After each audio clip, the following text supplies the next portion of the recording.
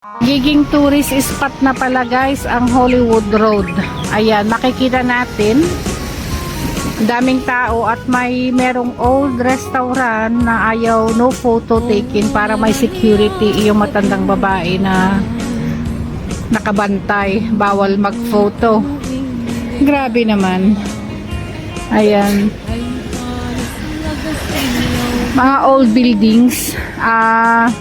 Many years ago, dito mo matatagpuan yung mga antique furnitures. Ayan, katulad nito. Pero bibihira na ngayon kasi ang economic ay nag-down at siguro guys nag-increase ang mga rent dito. Tapos mahina na ang business kaya watak-watak na ang mga antique furnitures.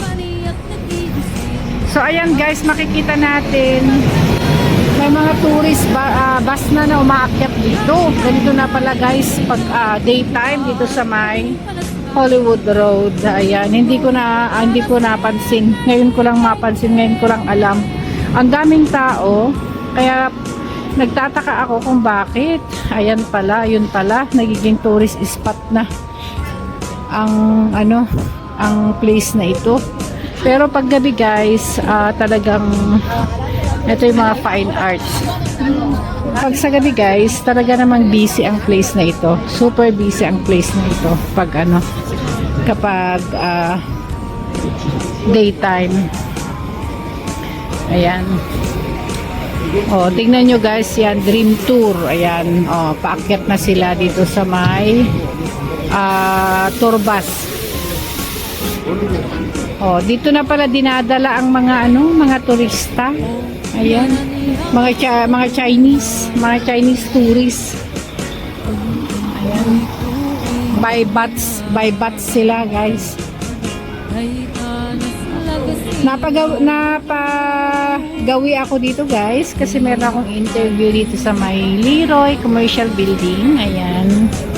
There's a small company who wants a cleaning lady, tea lady, for 2 hours. Ayan. So, nirefer ako para naman hindi ma-upset ang aking friend. Siyempre, pagbibigyan ko, total hindi ko naman alam kung magugustuhan ako, di ba? O kaya magugustuhan ako. So, para hindi naman ma-upset yung aking friend na nag-refer sa akin, I have to show up. Ayan, kasi guys, ganyan talaga. Kasi pag hindi mo pansinin yung mga nagre-refer, maybe later, pag talagang kailangan mo ng work and kung i-approach mo sila, syempre baka ayaw kang i-refer kasi every time na mayroong nire-refer, hindi mo man lang pagbigyan na kahit for interview lang. So, okay guys, aakyat muna ako and pagpatuloy natin mamaya ang ating pag-pre-premiere.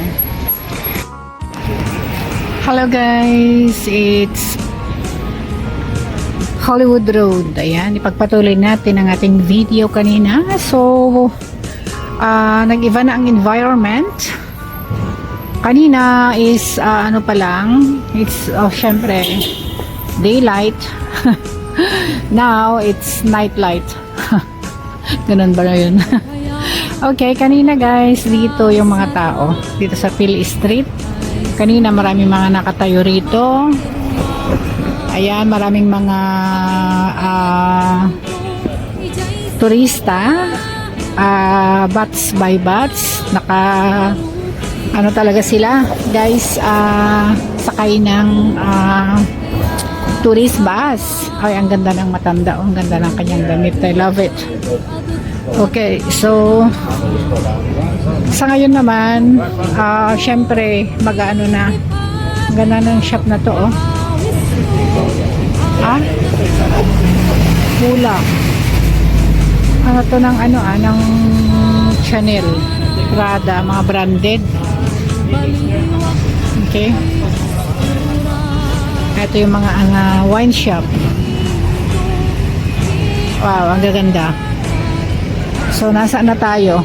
Eto, kanina maraming mga nag-picture dito, mga vloggers. Naka-live sila, mga taga-China. Ayan, oh. As of now, ayan na sila. Mga old building kasi to. Ito yung mga old building. Kaya, very nice.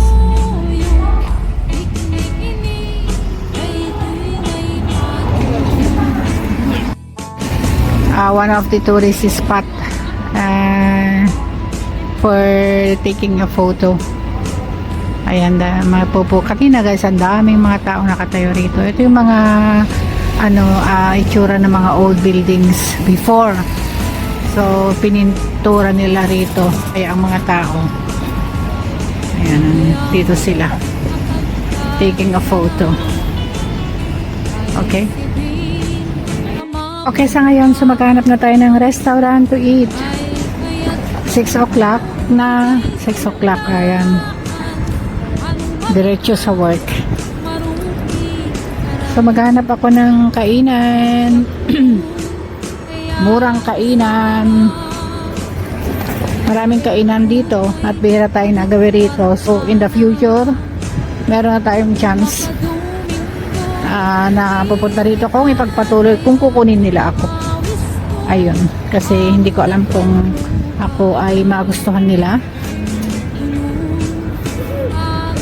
So itry natin maghanap ng kainan yung kaya ng ating bulsa. Ito mga healthy foods.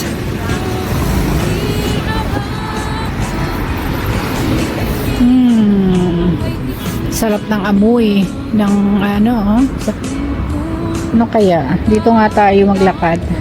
Medyo loop siya at walang tao. Back door. Back. Rear door.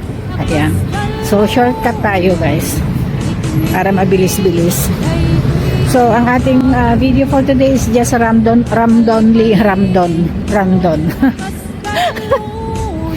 Natapos ako ng aking 2 hours trials work. Ayan. So, dito tayo ngayon. Merong kanina marami ding nagpipicture dito. Puntahan nga natin. Kanina, ang daming nagpipicture dito. Hopefully, open pa yung restaurant. Gusto kong kumain dito. Let's see. Kain tayo, guys.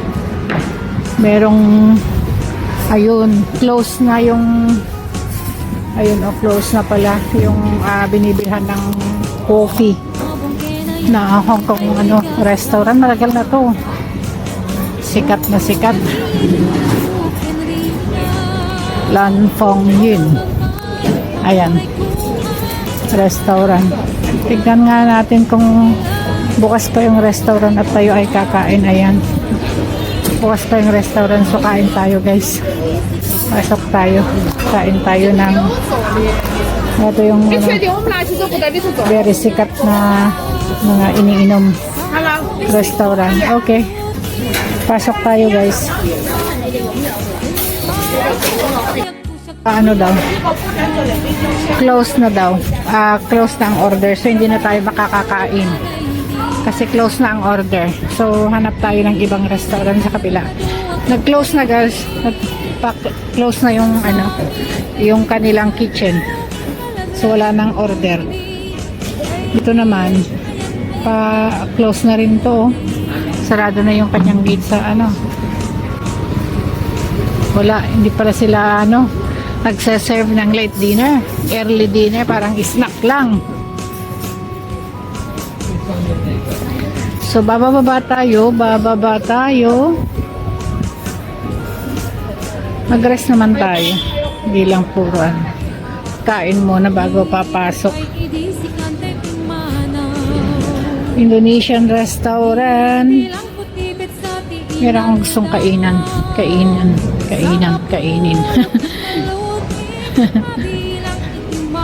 So ito yung long escalator guys.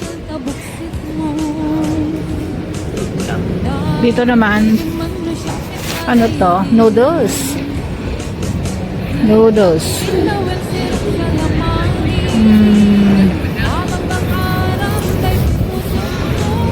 Okay, pababa muna ako, maghanap ng kainan. Ito naman, mahal-mahal ng presyo, hundreds. ano naman to, mga souvenirs, Hong Kong souvenirs. Dito pa nakakabili ng mga souvenirs, guys. Meron pala dito. Seven Color Harbor. Ayan, dito pa nakakabili ng mga souvenirs. Okay, so next time, alam na natin dito sa my Cage Street. So for the meantime, guys, tayo ay kakain muna. Kasi meron pa tayong next work. Yung ating regular work for night, 3 hours. Ito, mga taga-China, mga turista. Ito, binibilhan ng mga tea. Okay. Saan ba yung aking gustong kainan? Doon pa sa baba yun. Sa baba pa, guys. Okay. Kain muna tayo.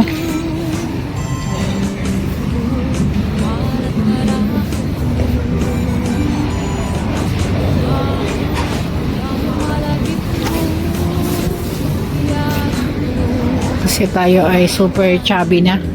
Kung yung hintayin nating kakain ng late, nako, late na talaga. Dito, meron akong gustong kainan dito. Masarap. Ayan, dito tayo kakain, guys. Okay, dito tayo.